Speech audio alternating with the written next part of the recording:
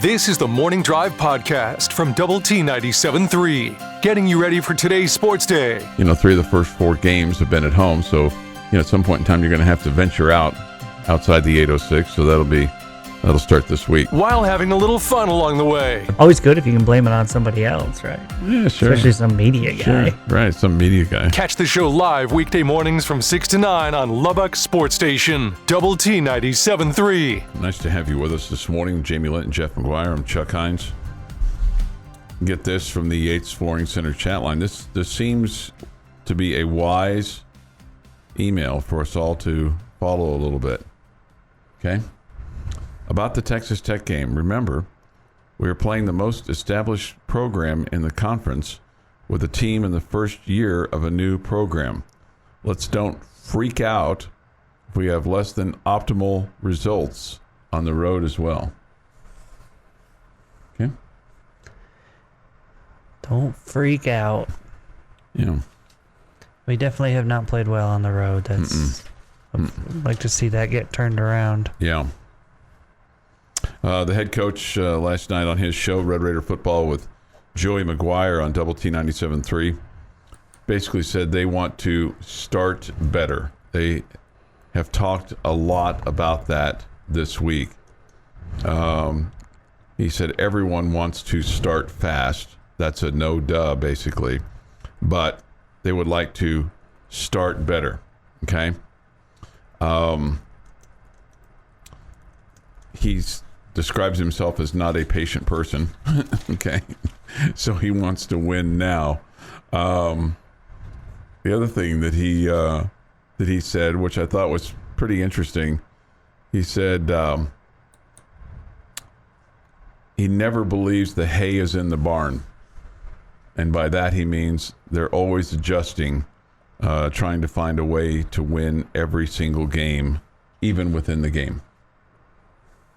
You'll hear coaches say, hay's in the barn kind of thing. Mm-hmm. Hay is never in the barn with Coach McGuire. Mm. Okay? Just so you know.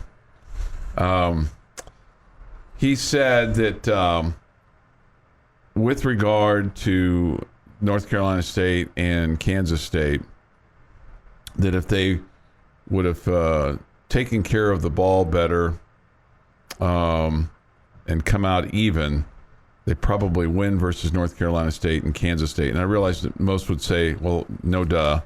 But I think also just from the standpoint that feeling like that a last possession that they would have been for a chance to tie or lose, or chance to tie or win.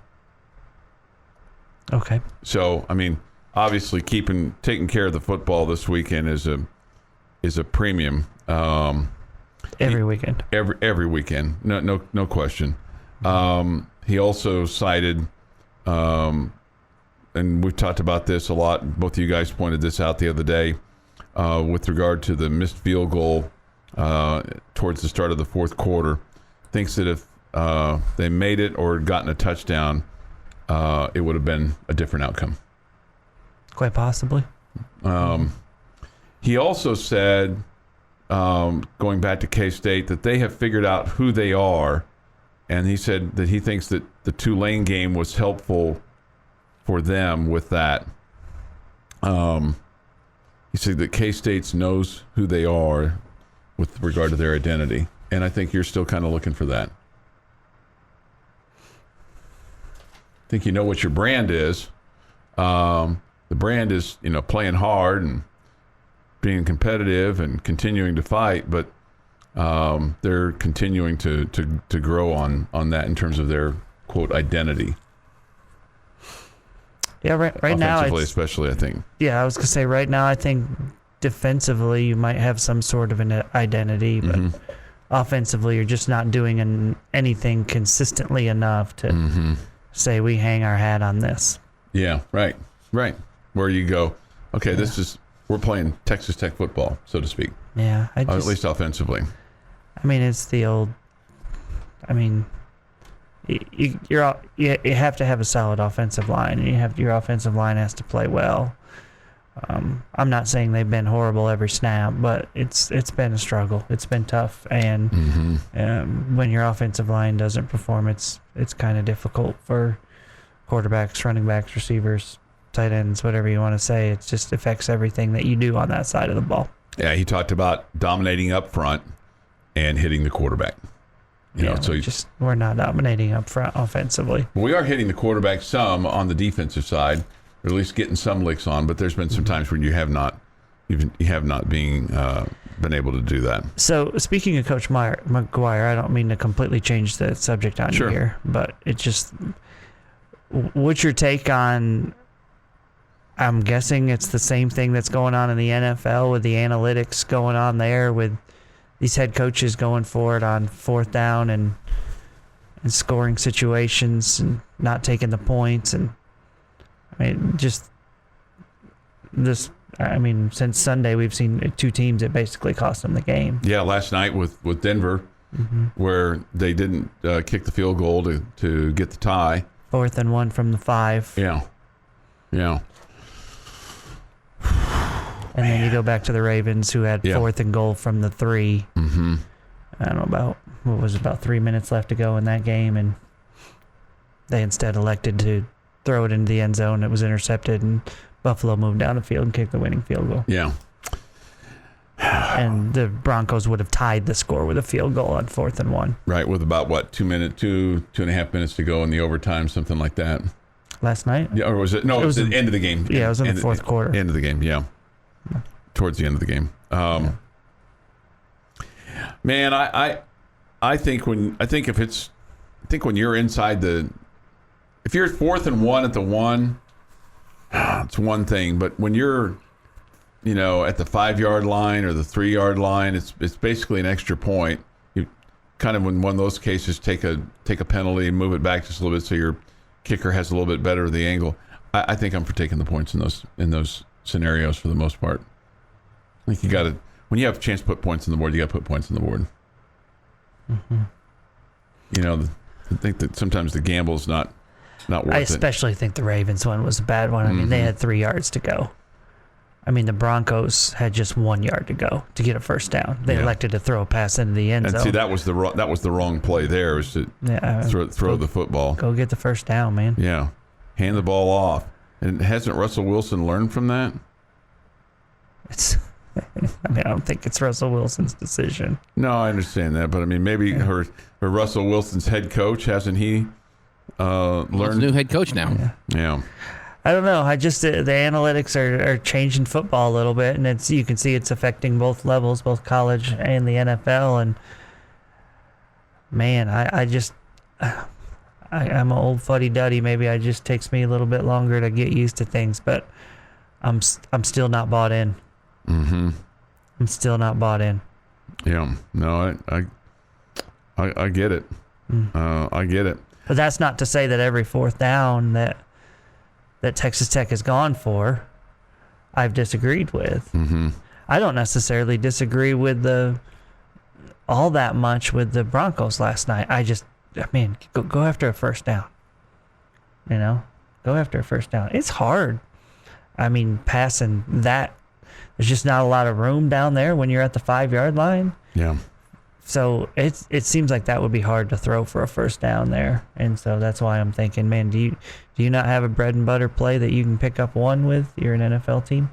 But maybe I didn't see the game last night. It was 12-9. 12-9 in barn overtime. burner. So maybe the Colts defense was really playing well and the Broncos weren't having a lot of success running the football. I don't really know. Yeah. No, I'm with you. I did not see the game last night. But there's nothing but field goals all night long. 12-9 was final. Colts win it. They go to 2-1. Broncos are 2-3. Yeah, I don't know. So I just asked you that question. It's funny how the analytics stuff is kind of changing the sport. Mm-hmm.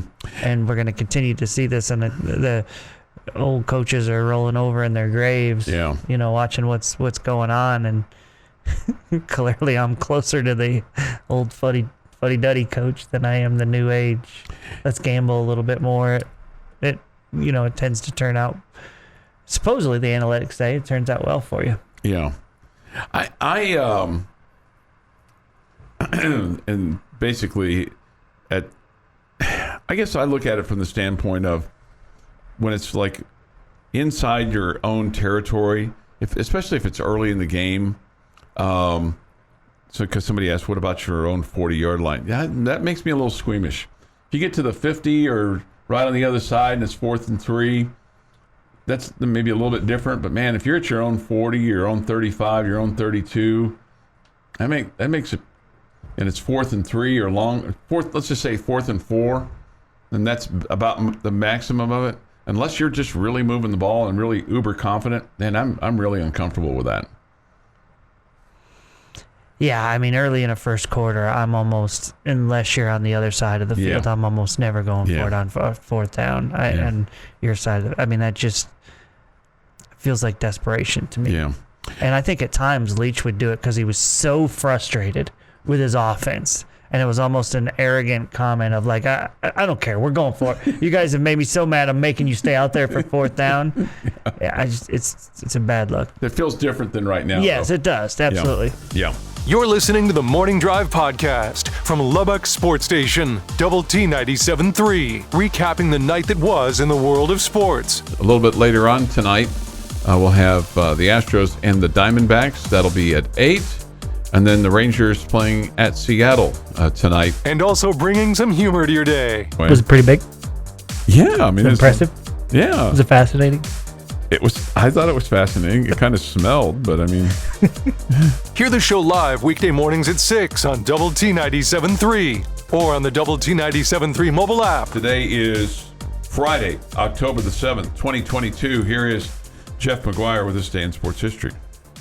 Gonna start in 1916. Georgia Tech, coached by John Heisman. The John Heisman. The John Heisman. Okay. Yes, that John Heisman. Yes. Okay. Defeated Cumberland 222 to nothing. I think this is like the highest score ever, right? Most lopsided score in the history of U.S. college football. Okay. Didn't take a rocket scientist to figure that out. No, it really didn't. 1928, official marathon runner of the Morning Drive, Pavo Nurmi, runs a world record 10-mile in 50 minutes, 15 seconds flat. 1953, Bill Veeck tells the Browns stockholders that he faces bankruptcy unless they drop their suit to block his move to Baltimore, and they comply.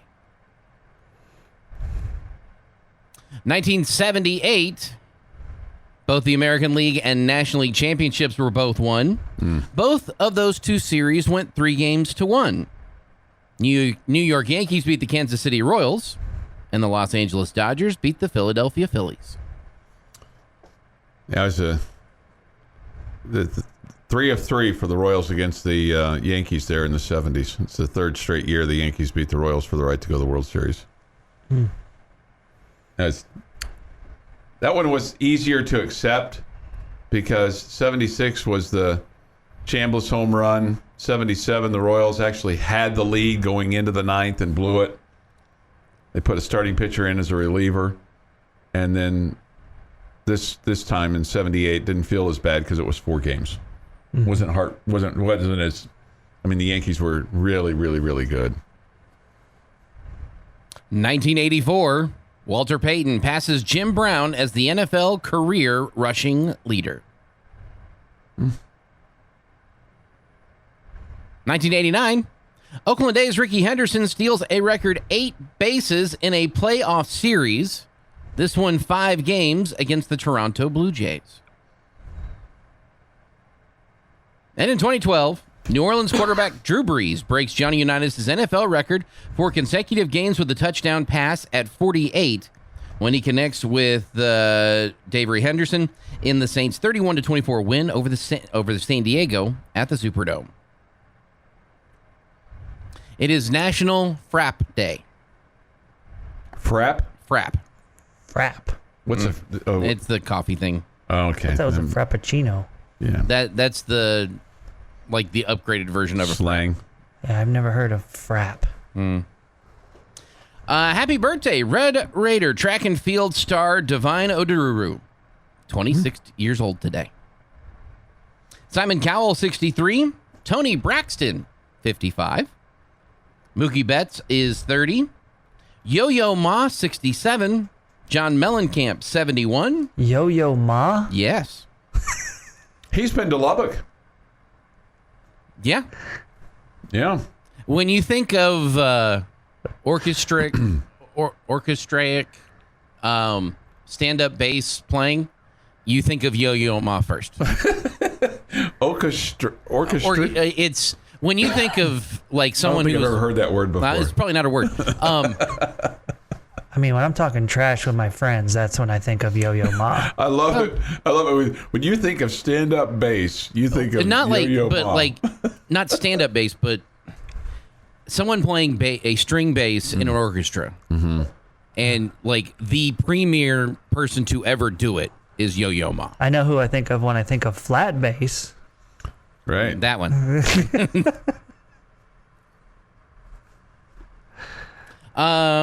Charles Woodson is 46, and Priest Holmes is 49 today. And on this day in 2003, Arnold Schwarzenegger got a new nickname. We've known his nickname for quite some time as the Terminator. Right. Well, after winning the governorship of California, he becomes the Governator. And that is this day in sports history. 8:45. Excuse me. 8:45. Well, we're done. Jamie, you can go home. 6:50-ish this morning on the morning drive. We do this every day at 6:50-ish and then at 8:45 as well. Double T 97.3 teaming up with the Home Zone to make your house a home and give you $10,000 that would really, really make your house a home, right? All you have to do is listen right now, 8:45 and 4:45 for the secret word. Go to doublet97.3.com, enter it in for your chance to win on November the 18th. The more times you enter, the more chances you have to win. That's Captain Obvious, right? Sure. Okay. Mm-hmm. So today is the 7th day of October, 6:45. The word is clippers. Clippers. Clippers. Clippers. Clippers is your secret word here at 6:51 on this Friday morning. All right. Somebody is saying to you that Yo-Yo Ma plays the cello. Yes, it's the cello, not the bass. Okay. Very similar looking instrument. But So when you think of cello, yeah, you think it's of cello. Yo-Yo Ma, Jamie. Okay. Okay. Okay. Again, Cello. Yo-Yo Ma has been to Lubbock very recently, as a matter of fact, in the last couple of years. Speaking of Pavo Nervi? Pavo Nurmi. There's an M in there, isn't there? Me? Nermi. Yeah, N-U-R-M-I. Nurmi. Okay. Nurmi. What about him? Flying Finn. Flying Finn. Well, this guy did a little math on Aaron Judge's home run trot. Have you seen this? I think it's fascinating. This guy did math on this. On his home run trot? His home run trot. His home run trot basically is about 24 seconds per home run. Takes him 24 seconds to get around the bases. Okay? Okay. Okay? So basically, with his 62 home runs, okay, he ran 4.23 miles. When you think about it, it's just a home run trot. So then the guy took the miles, 4.28 miles, or whatever it was, across 62 home runs, put it into a calculator, and came up with 5 minutes and 51 seconds per mile for Aaron Judge. In other words, he gets around the bases quickly. It's not like a slow home run trot. There's no bat flipping or arm waving. Right. He just jogs. He just jogs. Right. He just jogs But around. I have a hard time believing he's jogging at that fast of a pace. This guy did the math. I did not do the math. Well, he doesn't have to take as many steps as everybody else does, though. So Yeah, that that's helps. true. Yeah, That's true. he's a big dude. Like 3 steps and he's at second. This guy, That's right. this guy have a job that did the math I on think he this? was some kind of a sports writer. So Yeah. I mean, he was looking Slow day. looking for another angle. Okay, he's looking for another angle. I'll give you his name. His name is Brian Dalek. Okay, so apparently he had some extra time on his hands, Jamie. Oh, so So there you go. Good Good for him, right? Mm-hmm. Good for him. Mm. All right, 6:53 this morning here on the Morning Drive. Thoughts, comments, Yates Flooring Center chat line. Go to WT973.com for that, or the mobile app. Benchmark hotline is open as well at 806-771-0973. That's 806-771-0973. Coach McGuire was asked about his relationship with Coach Gundy yesterday and or last night on his radio show. And he basically said he didn't know him. He said, he spent a little bit of time with him, but he said he thought he had a lot of good ideas about building the conference and a lot of good ideas about name, image, and likeness. He said he has more history with his staff and knows more of them than he does of Coach Gundy, but really hadn't had a whole lot of interaction with him. Took the high road. This is really interesting. Coach Gundy's comments about Coach McGuire, none of them were per se bulletin board negative stuff. Mm-hmm. But coaches usually compliment each other. Sometimes to the point where we know it's completely fake. Like your former basketball coach, who mentioned that every one of them was a Hall of Famer. Meanwhile, they're coaching a 4-12 team, that hasn't made the playoffs in 6 years. But Coach Gundy saying nothing positive about Coach McGuire is really interesting to me. Yeah. Really interesting to me. We'll get a couple of those. But anyway, he wasn't like overly complimentary. He just said didn't really know him. Just before 7 here on the Morning Drive. Your morning dose of coffee and sports. This is the Morning Drive podcast from Double T 97.3. Catch the show live weekdays from 6 to 9 on Double T 97.3 FM or on the Double T 97.3 mobile app. With Jamie Lent and Jeff McGuire, I'm Chuck Heinz. Yates Flooring Center chat line is open. Score predictions and thoughts on Texas Tech and Oklahoma State. So we get you ready for a little bit of tomorrow. 2:30 is the kickoff. We'll have it for you here on Double T 97.3. Jamie, just kind of to see what you're looking at from a defensive standpoint, just the front four for Oklahoma State goes like this. Brock Martin, 6'3", 245, redshirt senior. Brendan Evers, defensive tackle, 6'2", 295, redshirt senior. One Asi, 6'1", 310, redshirt senior from Reno, Nevada. He's the only Nevadan on the roster for Oklahoma State. And Reno, hard-living, hard-playing, hard-working, blue-collar version of Las Vegas. I think they just fight in the streets every day in Reno. We're going to find out that this kid's the class clown, though. I was just wondering yesterday how many Nevadans on the Oklahoma State football roster. I appreciate you providing that. Sure, I'm here to inform. It came up at the dinner table conversation with the daughters. And then the other defensive end, we're all trying to figure that out. Tyler Lacey, 6'4", 285, redshirt senior. These guys are impressive. Martin had 6 tackles versus Baylor, has 54 career games played for the team. It's the most on the roster. 26 starts, tied for second on the defense. In his career, 14.5 sacks, 30.5 tackles for losses. Okay, it's an impressive unit. It really is. It's the strength of their team, and it's obviously offensive line is not the strength of your team. So that's scary. Brendan Evers. You mentioned yesterday, Chuck, that you were more worried about the offense than the defense, and I think that's fair because it just. That unit right there, it just feels like when you can do the things that those guys can do, that's going to end up forcing turnovers. Just to speak to the experience of this team, they have 9 super seniors on their roster, and 4 of them are on the defensive line. Yeah.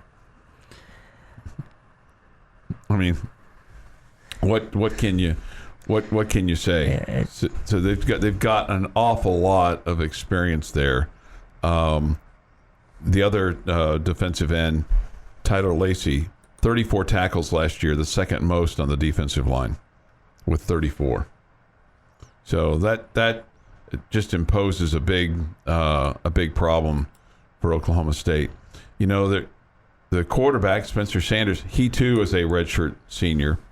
You know, he's not been just dominant, but he's been good enough. He was the 2021 All Big 12 quarterback, led the conference in total offense per game last year.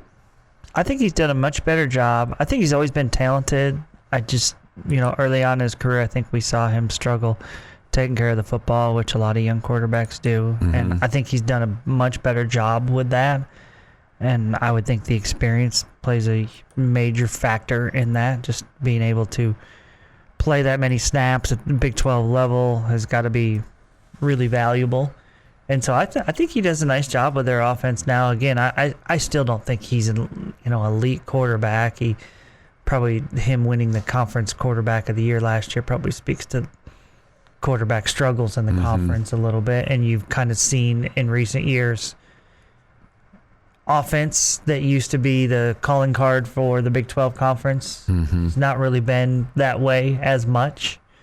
You're starting to see teams with better defenses than offenses. I mean, who would ever thought that Texas Tech would, have a defense that's keeping them in games and their offense is what's struggling? And there are other teams that are the same way. So I do think that quarterback play has not been as good in the conference of late. But I feel like Sanders has just gotten better and better and done a better job of taking care of the football as his career has gone along. And, what Oklahoma State has is they always seem to have a pretty good offensive line, and they always seem to have a really good run game. And when you do that, you can really help out a young quarterback. Again, I mean, if you're looking for a recipe, or if you're looking in the dictionary for how to make things tough for a young quarterback, okay, well, have a struggling offensive line and, have receivers that, aren't playing up to the level that is expected of them. I don't want to blame your running backs at all. I mean, but you don't have a consistent running game. It's not the fault of your backs. It's more about the offensive line. Just not being able to get holes open. Yeah, I mean, that's what makes it difficult for young quarterbacks, and I think you're doing some of that, and that's not to say that the young quarterback doesn't deserve blame, because he absolutely does as well. I mean, everybody on that side of the ball is playing into it, but I just feel like Oklahoma State, with what they have along the offensive line and their ground game, which just seems to each and every year they find a different running back to plug in there, and he's good. That helps out a quarterback a lot. Yeah. And you'd like to be able to do some of that. Dominic Richardson is their big back. He's number 20. He had 175 yards from scrimmage against Arizona State, 131 rushing, 44 receiving. He has experience, played in 25 games since 2020, 190 carries, 884 yards, and 10 touchdowns. So he's one of the backs. The other back is Jaden Nixon, and where probably he's most dangerous is on kickoff return. He had a 98-yard kickoff return for a touchdown at Baylor, okay? And so he is a redshirt freshman. His dad played football at Oklahoma State. His mom, along with his dad, were both on the track teams, and has had 4 cousins play at the FBS level, including Adrian Peterson. That's some good bloodlines there. Sure. The guys up front for... Spencer Sanders, I mean, they're big. Left tackle is 6'7", 325. Etienne is his name, Caleb Etienne. He's from New Orleans. The right tackle is 6'5", 310. The 2 guards, one's 295, 6'6", and one's 6'5", 300. So they go redshirt junior, redshirt junior, redshirt junior, redshirt senior, redshirt junior across the offensive line. It's the way you so like basically, to have it's a senior-laden offensive line is really what you're looking at there. Okay, so it's a formidable team. The receivers to look after, Braden Johnson. He's from Arlington. He is a redshirt senior, 6 foot 205. Leads the team in career and season receiving yards, 11th in the FBS. 13 career catches of at least 40 yards, so explosive plays. You got to watch out for him. It'll be good for Texas Tech to have Adrian Fry back. Definitely. That will help. That will help out. I wonder if he will immediately come back in to be the punt returner as well, with Miles Price banged up a little bit. I thought Miles has done a really good job. Coach McGuire said on Monday that Xavier White was going to do that. That White was going to do it. Yeah, right? yeah, that White was going to be the returner. And then, not that looking at kickers is just all that. I mean, they've got one. just so you know. Great. I was looking for his bio. I did. The kicker is Tanner Brown. 2021 honorable mention All Big 12, 4 for 4 on field goals so far this year. Has made all 59 of his career PATs. Say that again. He has made all 59 of his career point after touchdowns. Good work. Oh, you want me to go point after touchdowns? No, I'm trying to jinx him. Okay, got you. Okay, good. Okay. Has his career long was 49 in a win over Kansas last year. Okay. So that's a little bit about Oklahoma State. By the way, just a little tidbit on them coming into this game. They've won a school record 11 straight at home.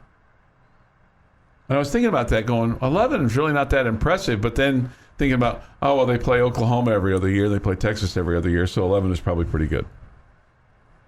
I think it's impressive. Yeah. I'd take that number. Yeah. So I don't know that Oklahoma State will be looking ahead. Next week they play at TCU, and then they have Texas for homecoming, and then at K-State. So it doesn't get any easier for them either. Texas Tech has a bye week next week, and then West Virginia, which maybe from a home game standpoint is your easiest game of the year. As it stands right now, maybe? Yeah, I think so. But I'm really curious to see how Kansas responds tomorrow against TCU with all the hype and game day and blah, blah, blah, blah, blah. They could revert back to KU pretty easily. Would not surprise me if they lost by 21 tomorrow. I'll just say that. Getting your sports day started the right way. This is the Morning Drive Podcast from Double T 97.3, breaking down the biggest games. If Texas Tech does not win the Big 12 football conference, who are you rooting for to win the conference if Tech does not win it this year? Well, busting some chops along the way. I hold back on sending you stuff. I mean, I'm very, very, very judicious. We spend 3 hours a day, 5 days a week together. Why would we need to communicate during the weekends? Right, Save it for the show. We do. We save it for the show. Tune into the Morning Drive live weekdays from 6 to 9 on Lubbock Sports Station, Double T 97.3. Jamie's question of the day on Double T 97.3 is presented by Bizarre Solutions. Call them today for a free cybersecurity audit. I'm going to guess what your question is today. You're going to guess, what did I prefer yesterday, the brisket or the ribs at the Chamber Barbecue, or the special surprise that was cooked up, or you're going to ask me what I'm cooking this weekend. Or something completely different, like sports related. Or how many guys from Nevada or on the or on the Oklahoma State roster? We've already answered that question. Okay. One. So I won't need to ask that. You won't need to ask that question. It was going to be my question of the day, but that changed it. All right, go ahead. Fire away. All right. This one, I think it's a tough question. At least it is for me. Okay. So I apologize in advance. Put your prognosticator, your prediction hats on, Chuck. Mm-hmm. Your little half a hat for you. Sure, my visor. Right. Your visor. I think better with a visor on. Okay. Not who you think it is right now. Mm-hmm. But tell me who you think the top 4 teams will be in order in the Big 12 Conference at the end of this season. When it's all said and done. I think the top 3 teams will all agree on. I think the 4th one is going to be the one that's going to be interesting. Okay. Let's see. I think Oklahoma State's going to win the conference. I'm going to put them at 1. I'm going to put Baylor at 2. I'm going to put Oklahoma at 3. And I'll buy into TCU. I'll put TCU at 4. Okay. So we don't have the same. Oklahoma State at 1. Maybe this is a little biased. Kansas State at number 2. I'm going to go Baylor at 3. And because they won, TCU at 4. I would have Oklahoma at 4, but I can't do that. They literally played last week. 2 weeks ago. Oh, 2 weeks ago, sorry. Yeah. And it wasn't close. It was. It was a touchdown. Didn't feel like close. I do not think one game makes a season. I do think teams have bad weeks. And I think that'll be evident with my number 4 team. So number 1 for me is Oklahoma State. So we're all in agreement with that. Mm-hmm. I can't have issue with putting Kansas State ahead of Baylor at this point. With K-State 2-0 and Baylor at 1-1. Kansas State has an impressive win on the road at Oklahoma. So that to me is worthy of them being number 2. I have in my mind that Baylor is the second best team, even though the resume right now shows that K-State deserves to be ahead of Baylor. But I think Baylor is the second best team. Kansas State to me is 3. I thought we would all agree on that, so I'm glad that we don't. Okay, those to me were the 3 that I thought were the gimmies. Jeff and I had them a little bit different. You just skip K-State because that's what you do. Well, I just don't. Yeah, I think they're going to fade. Yeah, okay, that's fair. Me for the 4th team, I'm still not buying into. I'm buying into TCU being better than I thought they were. Mm-hmm. I just feel like Oklahoma will get it figured out, and maybe they're not the Oklahoma of years past. I get that. It appears clearly that they're not. But I think Oklahoma will get it figured out. And so I put Oklahoma at number 4. I think the 4th team's hard to me. I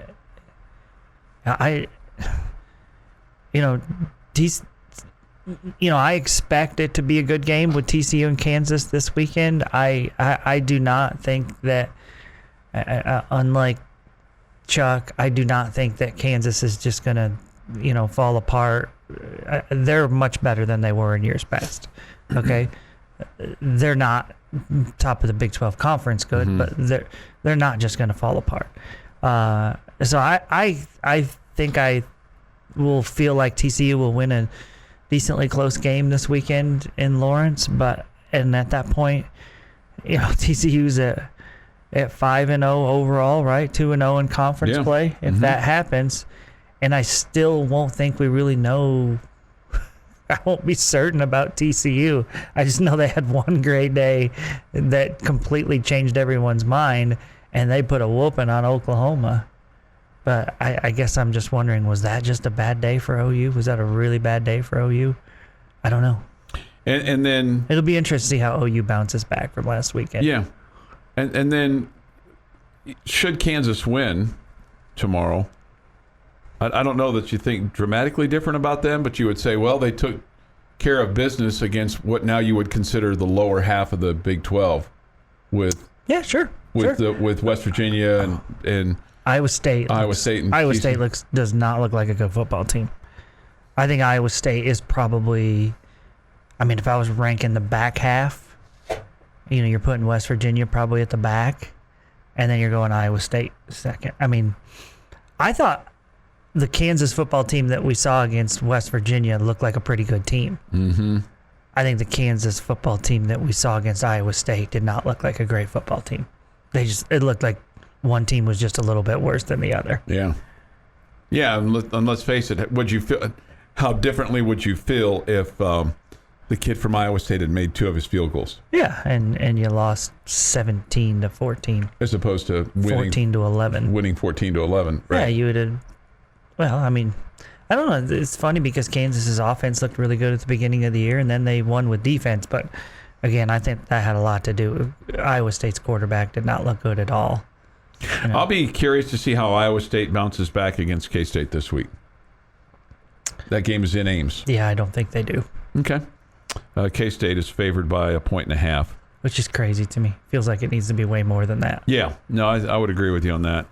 And then it feels like that Oklahoma State or Oklahoma and Texas should be closer than Texas favored by 8.5.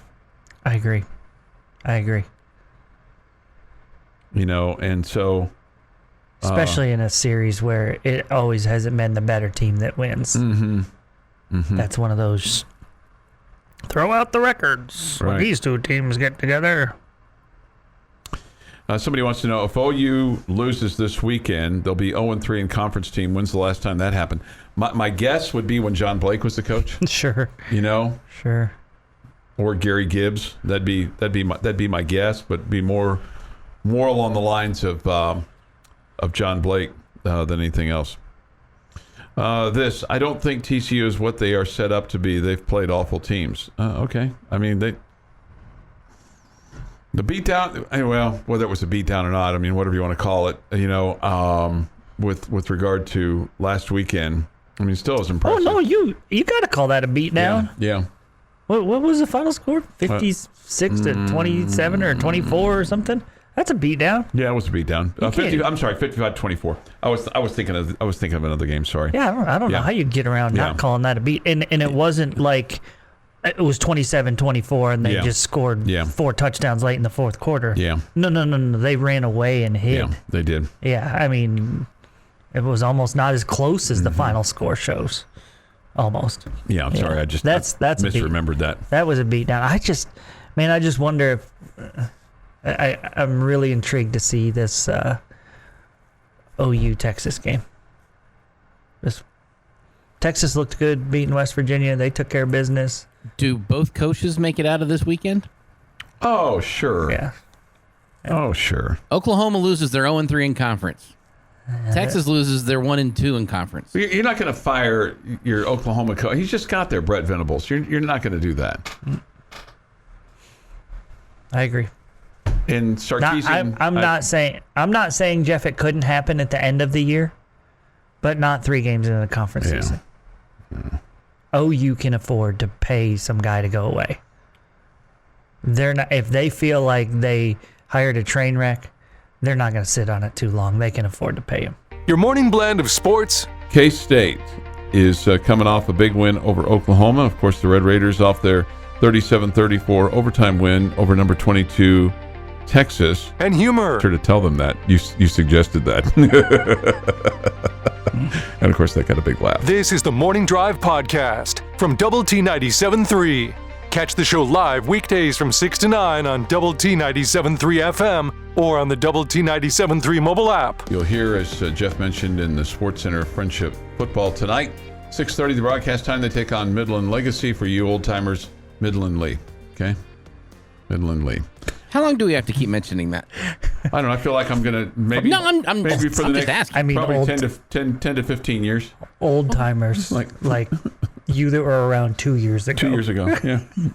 Well, old timers. It wasn't like that. It wasn't like the change happened in the 70s. Right. Yeah. Well, it's just. Well, no, like I'm not saying that we shouldn't be mentioning it because it helps give context to the game. Yeah. But when do we not need to mention that anymore? Does it bother you? I don't like changing. I don't like. One, probably should never named it after him to begin with. Okay.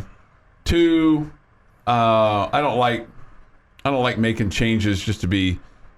I think it was basically political correctness.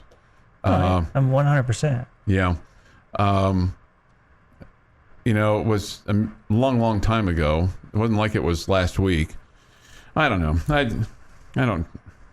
I have no skin in the game, so I really don't care. It just seems odd It definitely is that. You know, that they call it Midland Legacy. Like it's like we're going to remember our legacy. That's what they're telling us. Our legacy is Midland Lee, so we're going to remember our legacy. So why not just call it Midland Lee? Because that's what they're saying is Midland Legacy. What is our legacy? Well, we were Midland Lee. Why don't they call it just Midland South or Midland Oil or something? I think about 5 years from now, people will just be like, whatever. It'll be forgotten. Okay. I mean, I'm not saying that's not fair. Not forgotten, but it will be common for people, and it won't be a big deal anymore. Hey, I got a little something here for you. I mean, it's not. This is for the Amarillo folks, or if you're going to be in business, doing business in Amarillo today, or if you're going to the game in Stillwater today and you're going through Amarillo. Remember, the easiest route to get to Stillwater, go to Amarillo, turn left, or turn right. Go to Amarillo, turn right. Go to Oklahoma City, turn left, and then turn right at the exit there off of I-35. Okay, so basically it's straight, right, left, right. You don't like cutting through Wichita Falls? No, I don't. Because, I mean, I've made this trip over the last 30 years a million times, okay? And since the speed limit went to 75 so you can go 80, it's a lot easier to do the interstate, as opposed to all the herky-jerky small towns. And then you have to worry about the pigs and the deer and the whatever else. And the antelope, because they play. Antelope, yeah. So, anyway. Well, you know what they say about those back roads, though, Chuck? When was the last time you asked anybody for directions anywhere?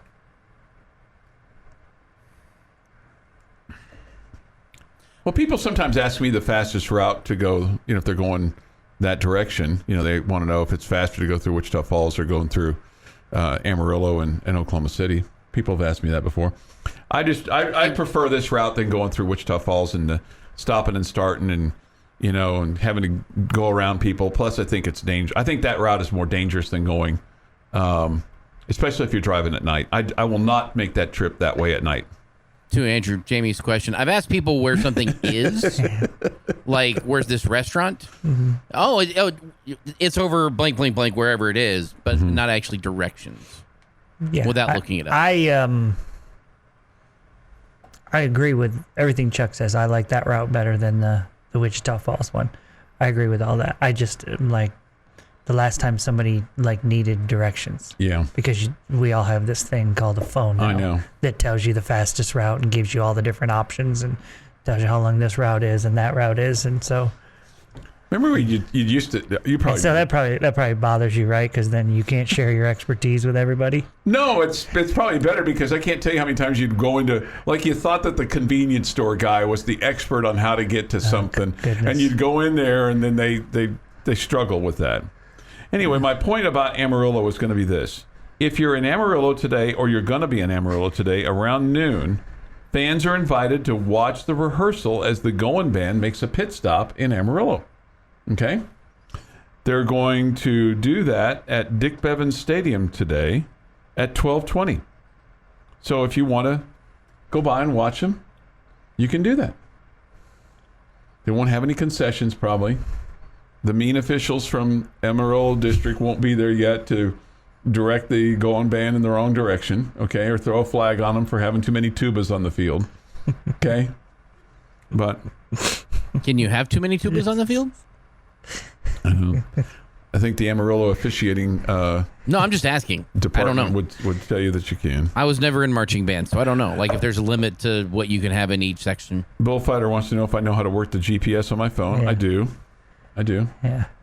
That's a fair question. Unfortunately, Jeff, there are not a flag for too many people tooting their own horn. Because this show would get flagged every morning. Yeah. You're probably right about that. But You're probably right about that. Speaking of tooting their own horn, okay, guess who I've heard from this morning? None other than one Choice Woodman. Oh.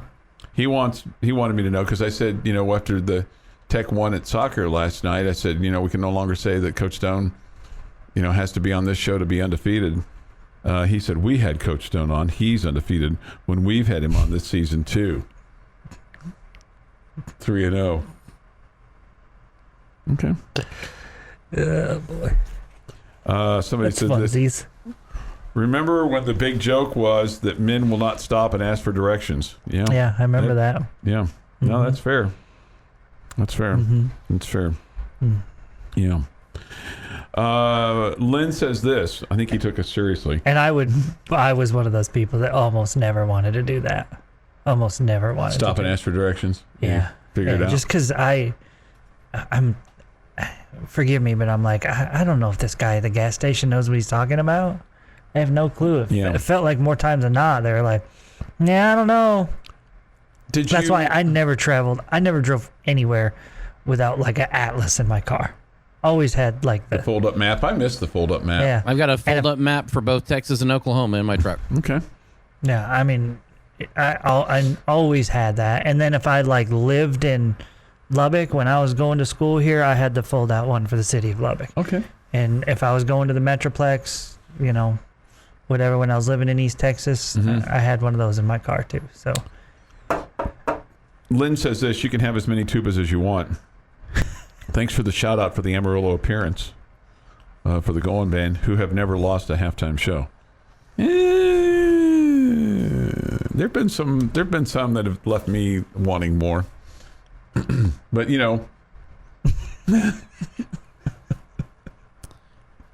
That's Chuck Heinz at Raymar Communications. you cannot say that, okay? If you have ever insulted Red Raiders before, you cannot say that you've just done it the most. Because we've also heard you salivate over A&M's little marching band, okay? Yeah. So you put those two things together, yeah.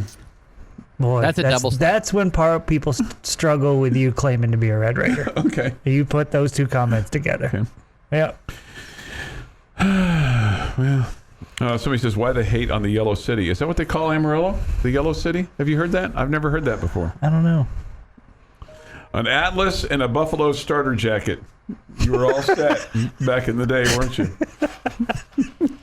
You've been listening to the Morning Drive podcast from Double T 97.3. For more from Lubbock Sports Station, go to doublet973.com.